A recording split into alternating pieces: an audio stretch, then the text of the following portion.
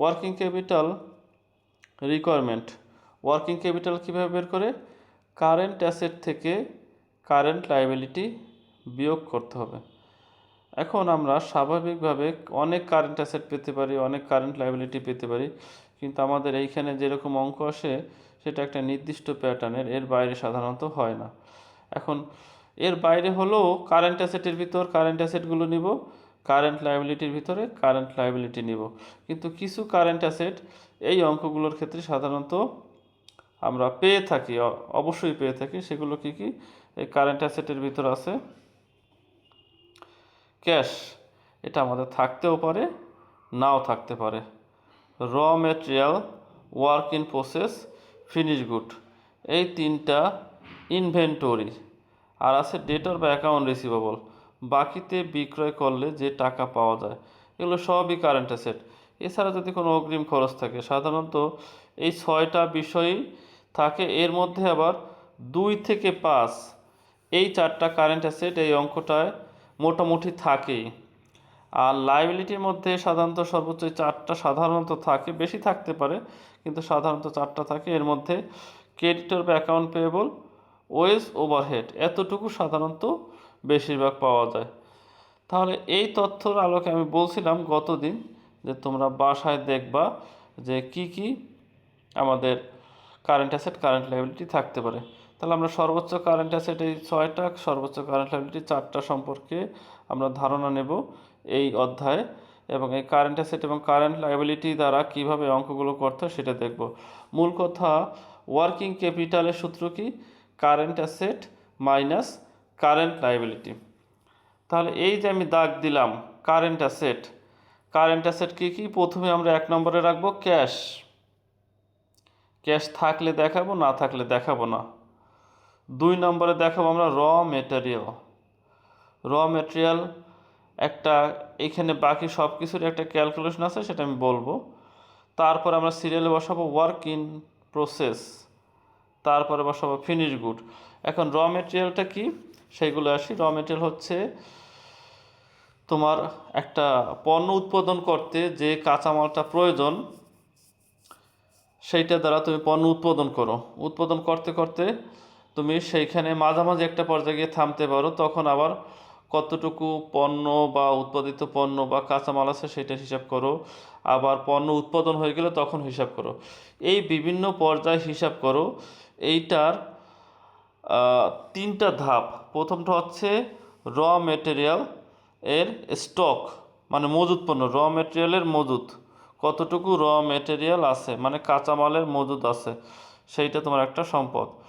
এরপর কাজের মাঝামাঝি পর্যায়ে যে কোনো সময় হইতে পারে, সেটা মাঝামাঝি বলতে তুমি হঠাৎ করে চিন্তা করলে যে তোমার আসলে কতটুকু মূল্যের পণ্য তোমার কাছে আছে।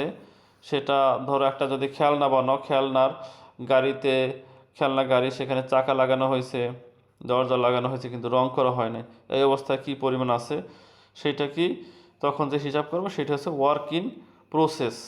আর ওই পণ্যটা যখন উৎপাদিত হয়ে যাবে তখন যে পণ্য থাকবে সেইটার মজুদকে বলা হয় ফিনিশ গুডস। তাহলে এই 3 ধরনের স্টক লেভেলে আমাদের হিসাব করতে হবে, র material, work in process, finish good. এই তাহলে এই 3টা আমাদের কারেন্ট অ্যাসেট হিসেবে নেব। ডেটর বা অ্যাকাউন্ট রিসিভেবল, বাকিতে বিক্রয় করলে যে টাকা গ্রাহকদের কাছে পাওয়া যাবে সেটা হচ্ছে আমাদের অ্যাকাউন্ট রিসিভেবল। আর কোনো অগ্রিম খরচ যদি থাকে সেটা হচ্ছে অ্যাডভান্স পেমেন্ট। তাহলে স্বাভাবিকভাবে মাঝখানে 4টা আমরা থাকবেই, র material, work in process, finish good, debtors বা অ্যাকাউন্ট রিসিভেবল। তাহলে এই 4টা সিরিয়ালে তোমরা সিরিয়ালি বসাবা। আর লায়াবিলিটি পাশে সাধারণত 3টা বা 4টা থাকতে পারে সর্বোচ্চ, তবে সাধারণত থাকে creditor, wage, overhead. Wage overhead মানে কি? ডাইরেক্ট লেবার, ফ্যাক্টরি ওভারহেড, যে নামই থাকুক না কেন এটা বকেয়া থাকলে তখন নিতে হবে। আর ক্রেডিটর মানে বাকিতে ক্রয়ের ফলে যে পাওনার সৃষ্টি হয়, যে দেনার সৃষ্টি হয়। তাহলে আমাদের এই অঙ্কের মূল বিষয় কি? কারেন্ট অ্যাসেট থেকে কারেন্ট লায়াবিলিটি বিয়োগ। এখন এই ছকটা কিভাবে আঁকবা, ছকের ব্যাপারে আসি। তুমি ছকের ক্ষেত্রে সরাসরি ডিটেল বা পার্টিকুলার একটা ছক দিতে পারো, আর টাকার জন্য একটা ছক দিতে পারো। এখন এই যে টাকার মাঝখানে এবং ডিটেলের মাঝখানে যে 2টা ছক আছে সেটা না দিয়েও করা যায়, আমি দিয়ে করারই সাজেশন দিচ্ছি। তোমাদের বই ভেদে সাজেশন ভেদে দেখবা শুধুমাত্র একটা ডিটেলের ছক থাকবে, একটা টাকার ছক থাকবে, কিংবা মাঝখানে দুইটা ছক থাকতেও পারে, নাও থাকতে পারে। এখন তাহলে আমরা কিভাবে করব, আমি এইভাবেই সাজেস্ট করতেছি যে এইভাবেই করবা। Detail, formula, calculation, amount. Formula কি? সবার ক্ষেত্রে ফর্মুলা সেম, শুধুমাত্র ক্যাশের ক্ষেত্রে ফর্মুলা নাই। ফর্মুলাটা কিভাবে করবা? এই যে দেখো লেখা আছে এপিইউ। এপিইউ তো হচ্ছে অ্যানুয়াল প্রোডাকশন ইউনিট। এপিইউতে হচ্ছে কি? Annual production unit. তারপরে পিইউসি। পিইউসিতে কি হবে? পার ইউনিট কস্ট। পিইউসিতে হবে পার ইউনিট কস্ট। সিপিতে হচ্ছে কনভার্সন পিরিয়ড। আর নিচে তোমার টাইম। টাইমটা মাসে হতে পারে, বছরে হতে পারে, উইকে হতে পারে। এখন তাহলে এই সূত্রটা সব ক্ষেত্রে সেম, শুধু আমাদের বিভিন্ন সময় বিভিন্ন রেটটা চেঞ্জ হবে। রেট কোনটা? এই যে পিইউসি, পার ইউনিট কস্ট। আর একটা চেঞ্জ হবে সিপি, কনভার্সন পিরিয়ড। এপিইউতে অ্যানুয়াল প্রোডাকশন ইউনিট, বাৎসরিক একটা উৎপাদন দেয়া থাকবে, অঙ্কে একটা বাৎসরিক উৎপাদন দেয়া থাকবে। এপিইউতে হচ্ছে অ্যানুয়াল প্রোডাকশন ইউনিট, তাহলে বাৎসরিক উৎপাদন দেয়া থাকবে, ওটা সবার ক্ষেত্রে সেম। পিইউসি, পার ইউনিট কস্ট, এটা কিছু ক্ষেত্রে দেয়া থাকবে, কিছু ক্ষেত্রে বের করা লাগবে। কোনটায় কোনটায় বের করা লাগবে? Work in process, finish good, debtors, এই তিনটার ক্ষেত্রে পার ইউনিট কস্ট আমাদের হিসাব করে বের করা লাগবে। আর সিপি, কনভার্সন পিরিয়ড, সাধারণত কত সময়ের মধ্যে নগদ টাকায় রূপান্তরিত হবে সেই সময়টাকে বলে সিপি। এই সিপিটা সাধারণত দেয়া থাকবে, দেয়া না থাকলে আমাদের বের করতে হবে। যেই অঙ্কে বের করতে হবে সেইটা আমাদের অনেক সবথেকে বড় অঙ্ক, ওটা সাধারণত কম আসে, আর আসলেও তোমাদের ওটা সমস্যা নেই, করিয়ে দিব, কিন্তু ওটা সবথেকে বড় অঙ্ক আর কি। তাহলে এই ফর্মুলার ব্যাপার গেল। এখন 12 হবে না 12তে কি মাস? এইখানে কিন্তু 12-র জায়গায় 52 হতে পারে। আমি উপরে সিপি, কনভার্সন পিরিয়ড, এটা যদি আমরা উইকে নেই তাহলে 52 দ্বারা ভাগ হবে, 52 সপ্তাহে 1 বছর। এই সিপিটা যদি আমরা দিন নেই তাহলে 360 দ্বারা ভাগ হবে, আর সিপিটা যদি মাসে নেই তখন 12 দ্বারা ভাগ হবে। এখন সিপি দেওয়া থাকবে, তোমরা যেটাই করো না কেন কোনো সমস্যা নাই। তাহলে সিপির ব্যাপারে গেল। তাহলে আমাদের পুরো ফর্মুলাটা মুখস্থ করে ফেলতে হবে। Annual production unit into per unit cost into CP divide by 360 কিংবা 52 কিংবা 12। এটা নির্ভর করবে সিপিটা আমরা কোন হিসাবে নিচ্ছি, দিনে, উইকে, সপ্তাহে নাকি মাসে, যেভাবে হয় সেভাবে। আর ক্যালকুলেশন তো এইখানে যা আছে সেইটা অনুযায়ী আমাদের ক্যালকুলেশনটা হবে। এখন এইখানে একটা অঙ্কর মাধ্যমে আমি সরাসরি বোঝাচ্ছি। এই অঙ্কটা আমরা পড়ি, যে আলোচনাগুলো আমরা করলাম তার আলোকে। কি বলা আছে? ইউ আর অ্যাক্স to prepare a statement showing working capital needed to finance level activity of 3 lakh unit output of the year. 1 বছরে কত উৎপাদন হয়? 3 লাখ। তাহলে এই অঙ্কের ক্ষেত্রে আমরা অ্যানুয়াল প্রোডাকশন ইউনিট কত পেলাম? 3 লাখ। দেখো এই যে ক্যালকুলেশন করছে সব জায়গায় কিন্তু অ্যানুয়াল প্রোডাকশন ইউনিটে 3 লাখের কথা বলা আছে। এখানে নাই, সেটা কেন নাই সেটা আমরা দেখব। তাহলে অ্যানুয়াল প্রোডাকশন ইউনিট আমরা পেয়ে গেলাম প্রথমেই। তারপর কি বলেছে? The cost structure of the company product above mentioned below, element of cost, cost per unit. দেখো র মেটেরিয়াল বলা আছে কত? 20 টাকা। তাহলে র মেটেরিয়ালের যে 20 টাকা রেট, এটা র মেটেরিয়ালের ক্ষেত্রে পার ইউনিট কস্ট। এই যে দেখো পার ইউনিট কস্ট কত? 20 টাকা। এবং র মেটেরিয়ালের রেটটাই হবে ক্রেডিটরের রেট বা অ্যাকাউন্ট পেবলের রেট। তাহলে খেয়াল করো র মেটেরিয়ালের রেট কোনটা হবে? র মেটেরিয়ালের যেটা দেয়া থাকবে সেইটা। এটার ক্ষেত্রে কোনো হিসাব নিকাশ নাই, সরাসরি বসে যাবে। এবং অ্যাকাউন্ট পেয়েবল বা ক্রেডিটরের রেটও হবে র মেটেরিয়ালের রেট। অ্যাকাউন্ট পেয়েবল কোনটা? আমরা বাকিতে ক্রয় করলে যে দায়টা তৈরি হয় সেটা হচ্ছে অ্যাকাউন্ট পেয়েবল বা ক্রেডিটর, মানে পাওনাদার। তাহলে পাওনাদারের রেট কোনটা হবে?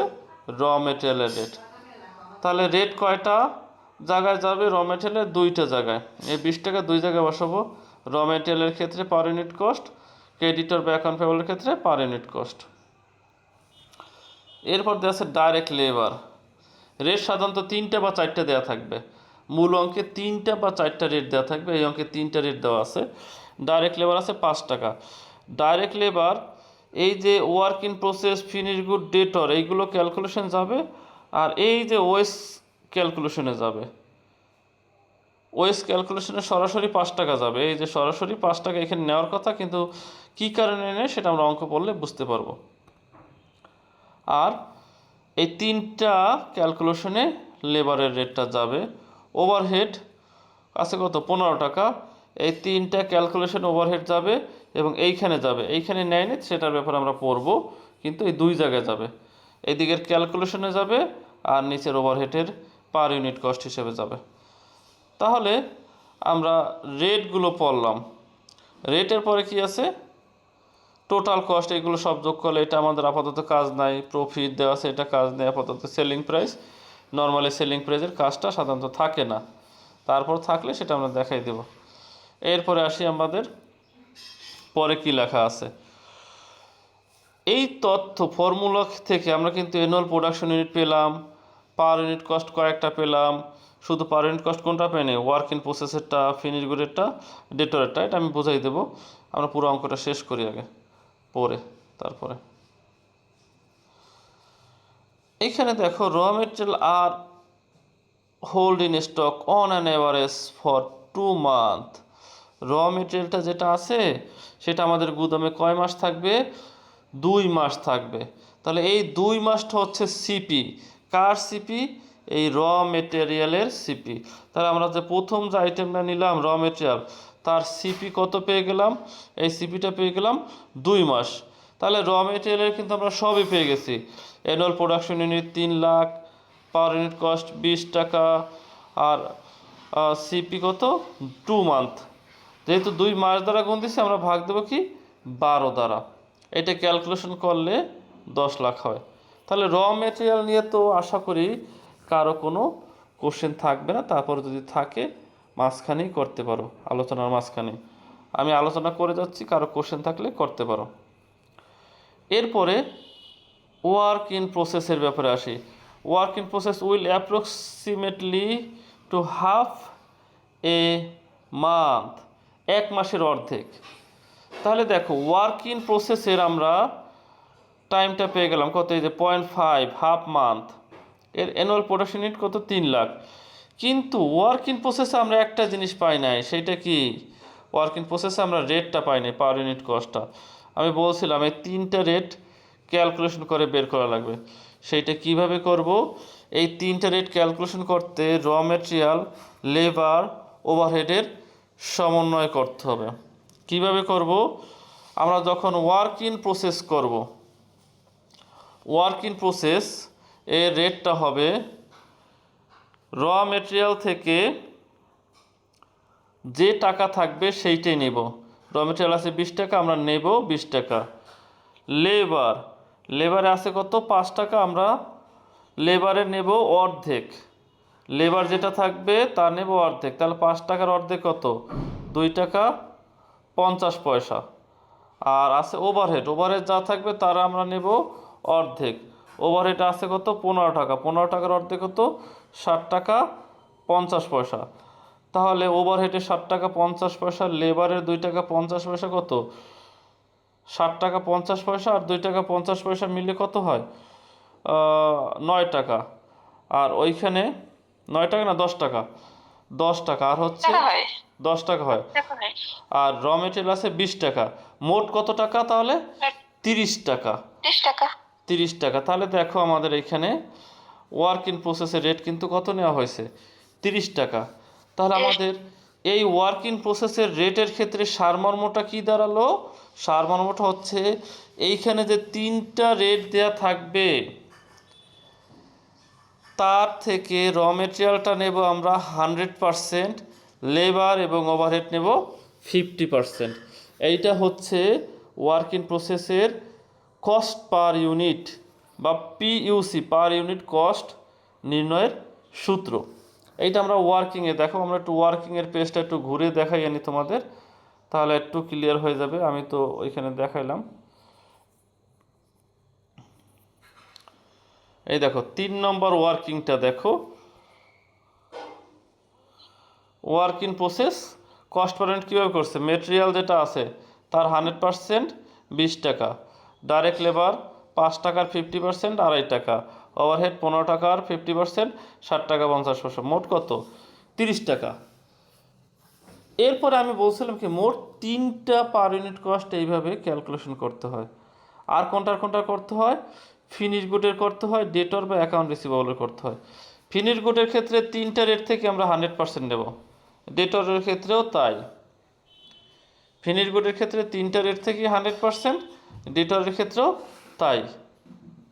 তাহলে শুধুমাত্র ওয়ার্ক ইন প্রসেসের ক্ষেত্রেই পার ইউনিট কস্টটা কীভাবে নেব, র মেটেরিয়াল 100, বাকি দুইটা 50-50। আর ফিনিশ গুডের ক্ষেত্রে সবগুলোই 100, ডেটরের ক্ষেত্রেও সবগুলোই 100। আর কোনো ক্যালকুলেশনের ঝামেলা নাই। তাহলে আমরা এখন মূল অঙ্কে আলোচনায় যাই। মূল অঙ্ক থেকে দেখো, ওয়ার্ক ইন প্রসেস তাহলে আমরা পেলাম annual production unit 3 lakh, per unit cost এর টাকা হিসাব করলাম 30 টাকা, সিপি দেওয়া আছে কত এখানে half a month, work in process বলা আছে কি হাফ এ মান্থ, তাহলে 0.50 দিলাম। আর 12 যেহেতু ভাগ দিছি কারণ এখানে মান দ্বারা গুণ করছি, মান দ্বারা গুণ করার কারণে এখানে 12 দ্বারা ভাগ করছি, তাহলে ওয়ার্ক ইন প্রসেস গেল। এখন ফিনিশ গুডে আসি, অ্যানুয়াল প্রোডাকশন ইউনিট ওই 3 লাখ টাকাই হবে। তারপরে পার ইউনিট কস্ট কত হবে, সবগুলো 100%, সবগুলো 100% হলে কত 20 টাকা, 25 টাকা আর 15 টাকা, 40 টাকা। দেখো এই যে 40 টাকা, অ্যানুয়াল প্রোডাকশনের 3 লাখ, পার ইউনিট কস্ট 40 টাকা, আর তাকে কত দ্বারা ভাগ করছি 12 দ্বারা। এখন 12 দ্বারা যে ভাগ করছি এটা কীভাবে বুঝলাম, এই যে লাইনে আসো, এই অঙ্ক তো শেষ করি না আমরা পড়া। Finish good remain in warehouse on an average for a month, কয় মাস গুদামে ছিল 1 মাস, সেই জন্য দেখো 1 দ্বারা গুণ, আর যেহেতু মাসে প্রকাশ হয়েছে এই জন্য 12 দ্বারা ভাগ। তাহলে এইটা আমাদের গেল ফিনিশ গুড। ডেটরের ক্ষেত্রেও কি ওই সেম রেটই হবে, অ্যানুয়াল প্রোডাকশনের 3 লাখ, পার ইউনিট কস্ট কত ওই 40 টাকায়, কারণ সবই 100%, 20 টাকার 100% 20 টাকা, 5 টাকা 15 টাকা, মোট কত 40 টাকা, এই যে 40 টাকা। এরপরে মাসের ব্যাপারে আসি, এইখানে লেখা থাকবে supplier of material extend on months credit. এখন এইখানে সাপ্লায়ার দ্বারা কী বোঝে, এইটা আমার আলোচনার বিষয়। সাপ্লায়ার হচ্ছে তোমাকে যে সাপ্লাই করবে, আমি প্রথমে ইংলিশ থেকে আসি। ধরো তোমাকে বই সাপ্লাই করে, বই সাপ্লাই কি তোমাকে মাগনা করবে, ফ্রি করবে, তা কিন্তু না। তোমাকে টাকা দিবা, তারপর তোমাকে বই সাপ্লাই দেবে। সাপ্লাই মানে কি সরবরাহ করবে, তোমাকে প্রদান করবে। তার মানে কি তুমি যদি বই কিনো দোকানদারের কাছ থেকে, তখন তোমাকে বই সরবরাহ করবে। তাহলে এটা কোনটার ক্ষেত্রে, ক্রয়ের ক্ষেত্রে। যখন তুমি মাল ক্রয় করবা তখন তুমি কয় মাস সময় পাও বাকিতে টাকা প্রদানের, 1 মান্থ এ ক্রেডিট, মানে 1 মাসের সময় পাও। তাহলে সাপ্লায়ার থাকলে বুঝবা বাকিতে মাল ক্রয়ের সময়, সাপ্লায়ারের যখন টাইম দেওয়া থাকবে সেটা বুঝবা কি বাকিতে মাল ক্রয়ের সময়, যে কত দিনের মধ্যে তুমি টাকা পরিশোধ করবা। এখানে বলা আছে 1 মান্থ ক্রেডিট।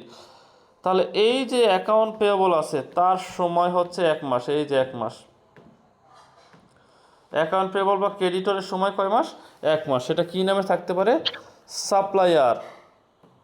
কী নামে থাকতে পারে, সাপ্লায়ার, বা পারচেস নামেও থাকতে পারে, ক্রেডিট পারচেস, সাপ্লায়ার অথবা credit purchase. Time allowed for credit purchase লেখা থাকতে পারে, time allowed for credit purchase 1 month, অথবা supplier are provide 1 month credit.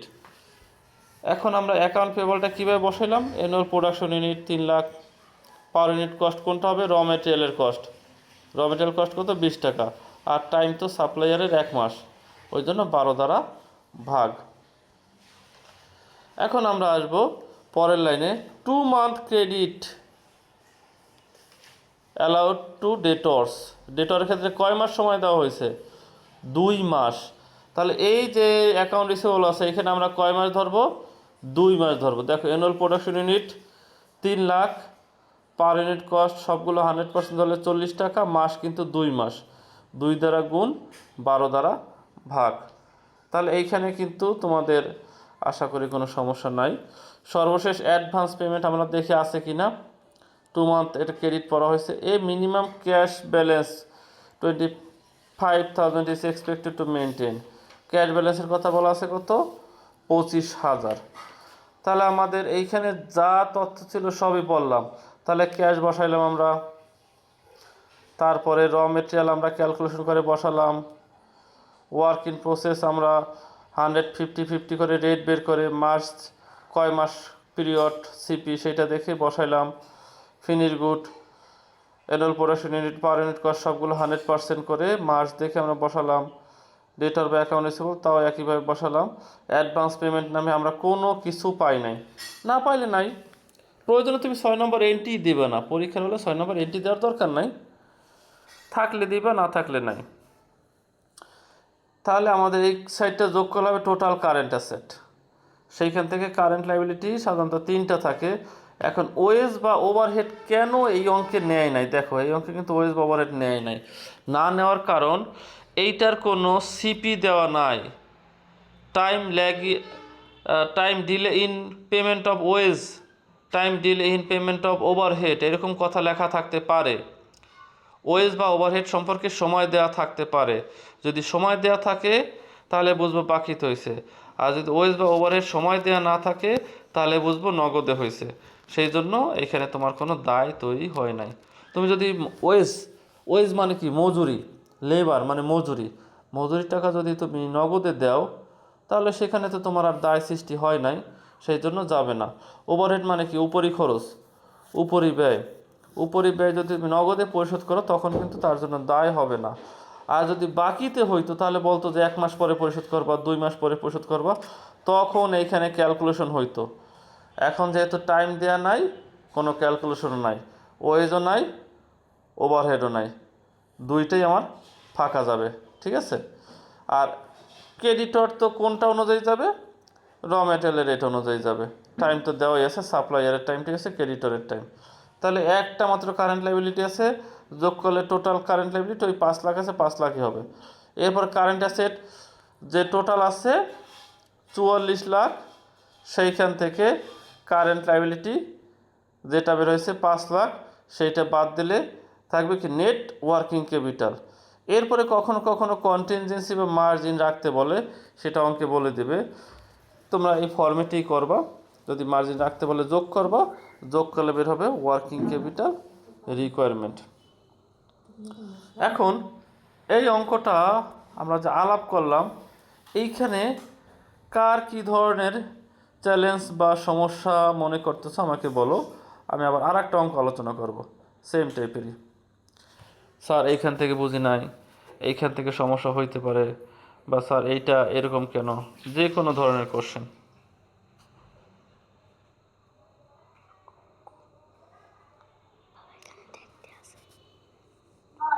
আছে? কোশ্চেন আছে?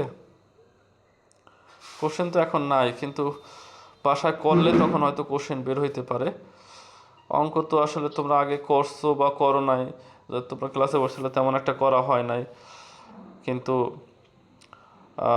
তোমাদের এই চ্যাপ্টার তো আগের, সেই হিসাবে একটু পরিচিত থাকা উচিত ছিল।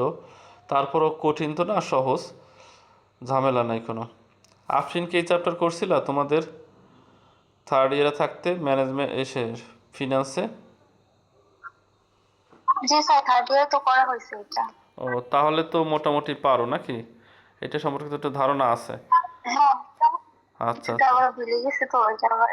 আচ্ছা, তাহলে তো ভালোই হয়েছে। আর ওদের ওইরকম একটা ধারণা নাই, ওরা বলছিল ক্লাসে শেয়ার করছিল, আমরা ক্লাসে শুরু করছিলাম এই চ্যাপ্টারটা, এখন তো এইখানেই শেষ করে দিব।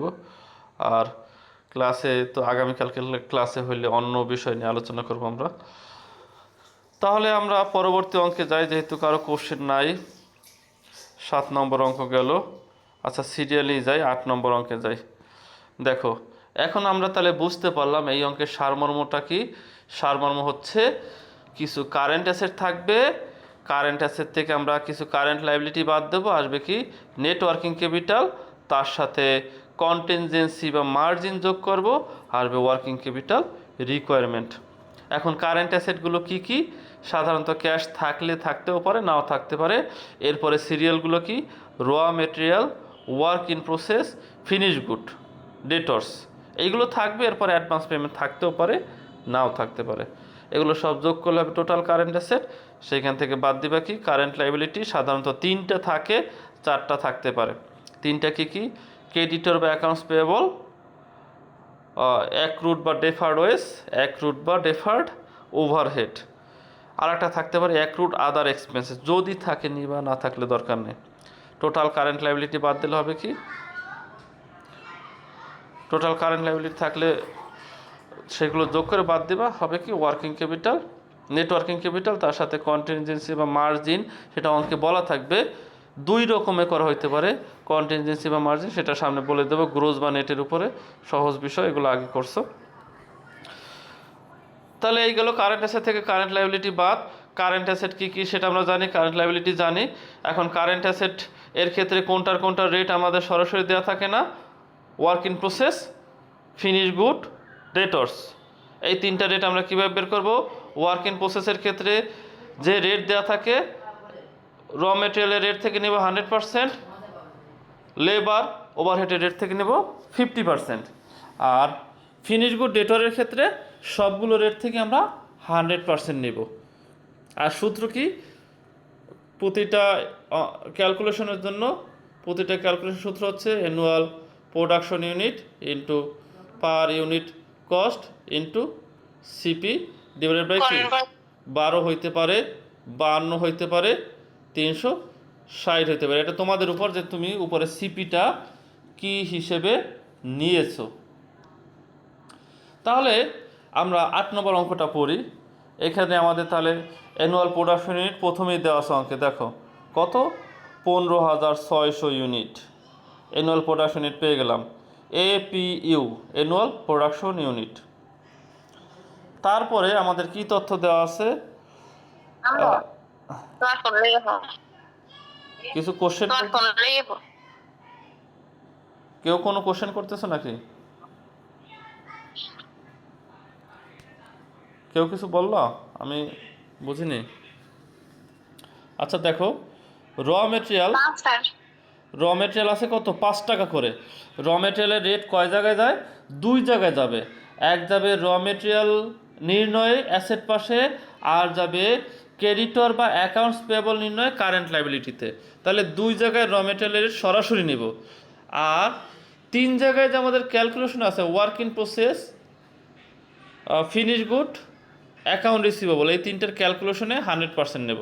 তাহলে র মেটেরিয়ালের রেটটা আমরা কোথায় কোথায় নেব সেটা আমরা জানি। ডাইরেক্ট লেবার, ওই যে 3 জায়গায় ক্যালকুলেশন নেব 4 টাকা। আর ওই যে কারেন্ট লাইবিলিটি পাশে যদি ওয়েজ বা লেবারের সিপি মানে বাকিতে যদি হয়, টাইমটা দেয়া থাকে কত দিনের মধ্যে পরিশোধ দিতে হবে, তাহলে কারেন্ট লাইবিলিটিতে যাবে। ওভারহেড ঠিক একই রকম। এখন টাইম দেওয়া আছে, দেখো raw material are in stock on an average 3 week. যেহেতু উইকে দেওয়া আছে, এখানে সব তথ্য আমরা 52 দ্বারা ভাগ করব। ফর্মুলা আমরা 52 দ্বারা ভাগ করব। এখন কেউ যদি বলো না আমি 52 দ্বারা করব না, না করো, সমস্যা নেই, তুমি তাহলে মান্থে বা ডেতে কনভার্ট করে নেবে, সমস্যা নেই। প্রসেসিং পিরিয়ড মানে work in process, processing period মানে ওয়ার্ক ইন প্রসেসের টাইম। ওয়ার্ক ইন প্রসেসের টাইম দেওয়া আছে 4 উইক। তারপরে ফিনিশ গুডের টাইম দেওয়া আছে 5 week. Credit allowed by creditor, এই যে ক্রেডিটরের টাইম দেওয়া আছে 3 week. Payment of wage and overhead, এর ক্ষেত্রে 2 সপ্তাহ। ওয়েজ এবং ওভারহেড কোনটা? ওই যে আমরা দায় পাশে বসাই, লাইবিলিটি পাশে বসাই, 2 সপ্তাহ দেওয়া আছে। ক্রেডিট সর্বশেষ অ্যালট বাই ডেটর্স, ডেটর বা অ্যাকাউন্ট রিসিভেবল আমরা অ্যাসেট পাশে বসাবো, সেইটা কত সময়? 4 সপ্তাহ দেওয়া আছে। তাহলে মোটামুটি আমাদের সবগুলো সময় দেওয়া আছে। লাস্টে বলা আছে production has been carried evenly during the year and wages overhead accrued similarly. Production চলতে থাকবে এবং কি ওয়েজ ওভারহেড বকে আছে সেইটা বোঝানো হয়েছে। এখন আমাদের পরের পেজে দেখি আমরা পারি কিনা করতে আমাদের আলোচনা অনুযায়ী। দেখো প্রথমে আমাদের ক্যাশ ইন হ্যান্ড 0, বলে নাই ক্যাশ ইন হ্যান্ড। র মেটেরিয়াল ক্ষেত্রে আমাদের প্রথম অ্যানুয়াল প্রোডাকশন ইউনিট ওই যে 15,600 পাইছিলাম, পার ইউনিট কস্ট অঙ্কে দেওয়া আছে 5 টাকা। সিপি র মেটেরিয়াল স্টক কত বলা ছিল? 3 সপ্তাহ, যেহেতু 3 সপ্তাহ 52 দ্বারা ভাগ, তাহলে র মেটেরিয়াল নিয়ে কারো সমস্যা নাই।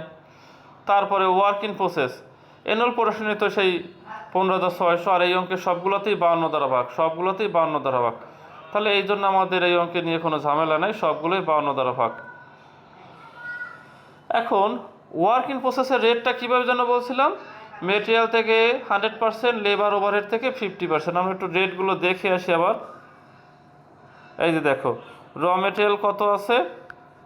5 টাকার 100% 5 টাকা, লেবারের 4 টাকার 50% 2 টাকা, আর ওভারহেডের 1 টাকার 50%, না ওভারহেড না তো, ওভারহেড 2 টাকা, 2 টাকার 50% 1 টাকা, তাহলে কত হয়? 5, 4-এর 50% 2 7, আর 2-এর 50% 1 8। তাহলে আমরা ওয়ার্ক ইন প্রসেসের রেট কত পাবো? 8 টাকা। দেখো এখানে ওয়ার্ক ইন প্রসেস কত টাকা বলা হয়েছে? পার ইউনিট কস্ট 8 টাকা। আর টাইম তো প্রসেসিং টাইম দেওয়া আছে 4 উইক, সেই জন্য 4 দ্বারা গুণ। ফিনিশ গুডের ক্ষেত্রে সবগুলো রেটের ক্ষেত্রে কি 100%, 5 টাকা 4 টাকা আর 2 টাকা, 5 আছে 9 2 11 টাকা, সবগুলোই 100% 11 টাকা। আর ফিনিশ গুডের টাইম দেওয়া আছে 5 উইক, 52 দ্বারা ভাগ। অ্যাকাউন্ট রিসিভেবলের ক্ষেত্রেও কি সবগুলোই 100%, তাহলে 100% হলে ওই যে 11 টাকাই হবে। আর টাইম তো 4 উইক দেওয়া আছে, অ্যাডভান্স পেমেন্ট নাই, বসাই নাই আমরা। ক্রেডিটরের ক্ষেত্রে কি হবে? অ্যানুয়াল প্রোডাকশনের সেম, পার ইউনিট কস্ট কোনটা হবে? Raw মেটেরিয়ালের rate. এই দেখো র মেটেরিয়ালের যে 5 টাকা, ক্রেডিটরের রেটও 5 টাকা, সেম। আর টাইম তো দেওয়াই আছে 3 উইক। ওয়েজ অ্যান্ড ওভারহেডের ক্ষেত্রে কিন্তু একসাথে বলা ছিল, কত বলা ছিল? ওয়েজ অ্যান্ড ওভারহেডের ক্ষেত্রে 2 সপ্তাহ, আর ওয়েজ অ্যান্ড ওভারহেডের রেট তো দেওয়াই আছে 4 টাকা 2 টাকা। অ্যানুয়াল প্রোডাকশনে তো 15,600, জাস্ট ক্যালকুলেশনের কাজ, এই অঙ্কে কোনো ঝামেলা নাই। কারেন্ট অ্যাসেট যাবে,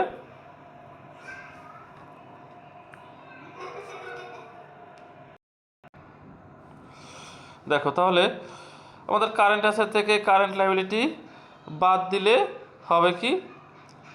নেট ওয়ার্কিং ক্যাপিটাল, এর সাথে কন্টিনজেন্সি বা মার্জিন রাখতে বললে রাখবো, না থাকলে নাই, দুইটা যোগ করলে হবে কি? Working capital requirement.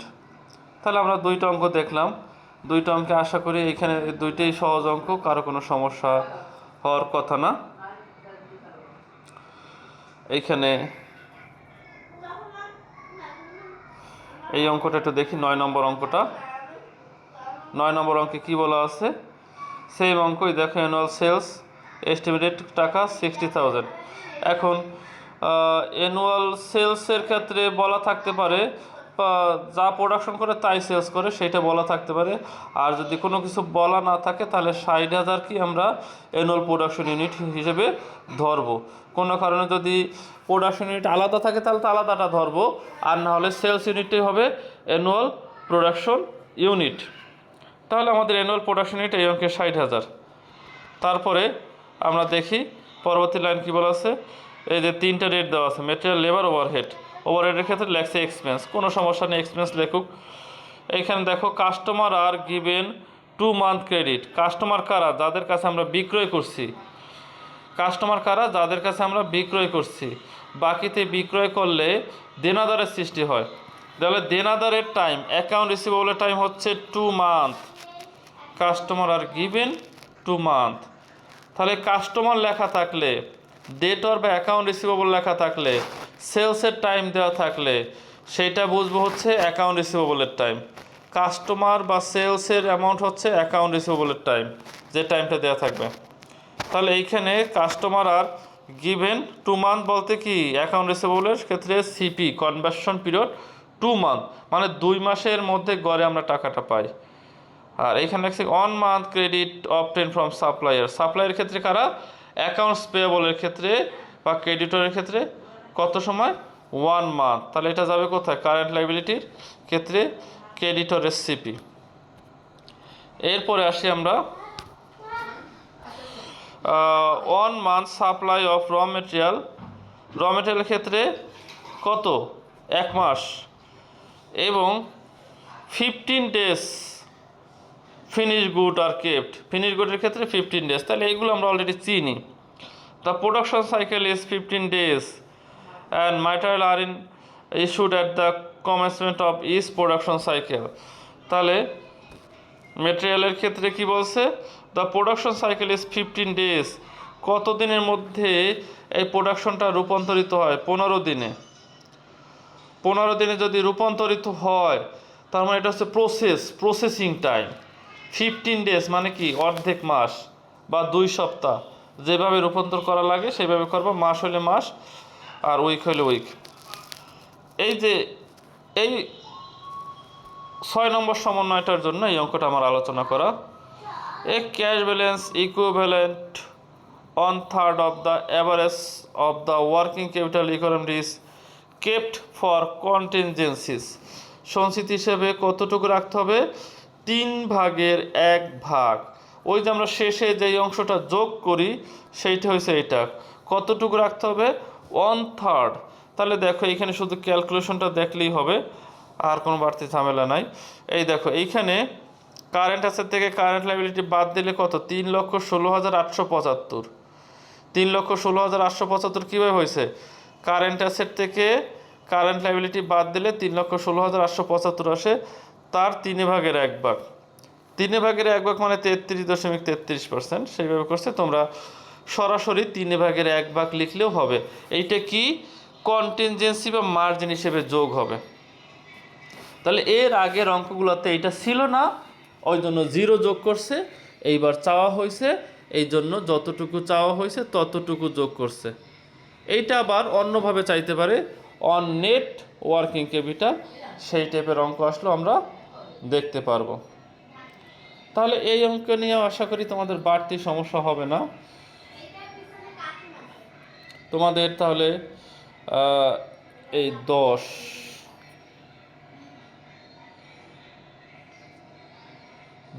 পর্যন্ত যে অঙ্কগুলো আছে, এই 10 নম্বরে একটু নতুন জিনিস দেখো। এখানে নতুন জিনিস তোমাদের কি হইতে পারে?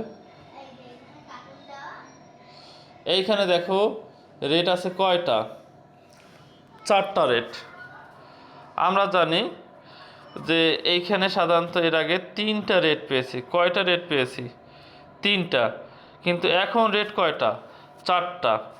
আমরা এই সবগুলো রেট মিলিয়ে work in process, finish good, debtor নির্ণয় করি। এবং তোমাদের বলছিলাম ওয়ার্ক ইন প্রসেস নির্ণয়ে প্রথমটা 100%, বাকি দুইটা 50%। কিন্তু এখন তো বাকি বার 3টা। এখন কি করবা? যখন রেট 4টা থাকবে, 4টা থাকলে কি কি থাকতে পারে? মেটেরিয়াল, লেবার, ওভারহেড 2টা থাকবে। একটা ফ্যাক্টরি ওভারহেড আর একটা থাকতে পারে সেলিং ওভারহেড বা আদার ওভারহেড। ফ্যাক্টরি ওভারহেড পর্যন্ত প্রথম 3টা রেট 3 নম্বর এবং 4 নম্বর ওয়ার্ক ইন প্রসেস এবং ফিনিশ গুডে যাবে। আর 4টা রেট শুধুমাত্র ডেটর নির্ণয় যাবে। 4টা রেট শুধুমাত্র ডেটর বা অ্যাকাউন্ট রিসিভেবল নির্ণয় যাবে। এই অঙ্কটার ক্ষেত্রে বিষয়টা তাহলে কি দাঁড়াবে আমরা একটু যদি বোঝার চেষ্টা করি। এইখানে ডাইরেক্ট মেটেরিয়াল 2 টাকা 50 পয়সা, লেবার 1 টাকা 50 পয়সা, ওভারহেড হচ্ছে 1 টাকা। এই 3টা রেট 2.5 টাকা, 1.5 টাকা, 1 টাকা ওয়ার্ক ইন প্রসেস এবং ফিনিশ গুড নির্ণয়ে যাবে। ওয়ার্ক ইন প্রসেসের ক্ষেত্রে নিয়ম কি? 2.5 টাকার 100%, 1.5 টাকার 50%, 1 টাকার 50%। আর ফিনিশ গুডের ক্ষেত্রে এই 3টাই 100%। কিন্তু এই যে ডেটর আছে, ডেটরের ক্ষেত্রে কিন্তু 4টাই 100%। ডেটরের ক্ষেত্রে 4টাই 100%। তাহলে ওই অঙ্ক আর এই অঙ্কের মধ্যে তফাৎটা কোথায়? যখন রেট 3টা থাকবে তখন তো সবগুলোতেই যাবে। ওয়ার্ক ইন প্রসেসেও যাবে 100%, 50%, 50%, ফিনিশ গুডে 100%, 100%, 100%, ডেটরে 100%, 100%, 100%। কিন্তু যখন রেট 3টা না হয়ে রেট 4টা হবে চারটা রেট শুধুমাত্র ডেটর নির্ণয়ে যাবে, চারটা রেট শুধুমাত্র ডেটর নির্ণয়ে যাবে। আর বাকি যে তিনটা সে আগের মতোই, ওয়ার্ক ইন প্রসেসও যাবে তিনটা, ফিনিশ গুডেও যাবে তিনটা। ওয়ার্ক ইন প্রসেসের ক্ষেত্রে নিয়ম 150-50, আর ফিনিশ গুডের ক্ষেত্রে নিয়ম সবগুলোই 100%। তাহলে এই অঙ্কের নতুনত্ব শুধু এতটুকু। তাহলে 10 নম্বর পর্যন্ত তোমাদের আমি বুঝিয়ে দিলাম। যেহেতু আগের অঙ্ক, তোমাদের বেশি একটা বেগ পেতে হবে না অঙ্কগুলো করতে। এই অঙ্কগুলো তোমরা বাসায় দেখবা। আর এই চ্যাপ্টার আমাদের শেষ করে আমরা আবার অ্যাডভান্সে চলে যাব। যেহেতু এই চ্যাপ্টারটা তোমাদের জন্য সহজ, আমরা ইনভেস্টমেন্টে 2টা চ্যাপ্টার শেষ করে আসছি। ওয়ার্কিং ক্যাপিটাল একটা চ্যাপ্টার শেষ করলে, ওয়ার্কিং ক্যাপিটাল তো মোট 8টা চ্যাপ্টার, 8টা চ্যাপ্টারের মধ্যে একটা চ্যাপ্টার থিওরি।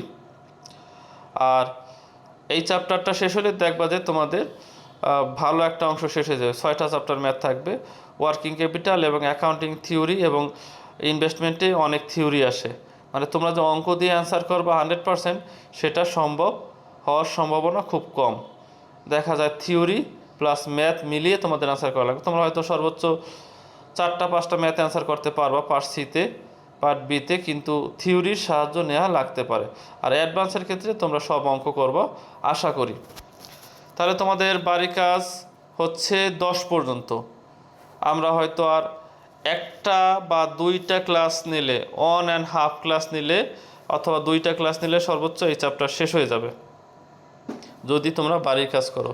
আর বাড়ির কাজ না করলে ক্লাস বেশি লাগবে। এখন কারো কোনো কোশ্চেন থাকলে বলো, আর না হলে আমাদের ক্লাস আজকে এই পর্যন্তই থাকবে।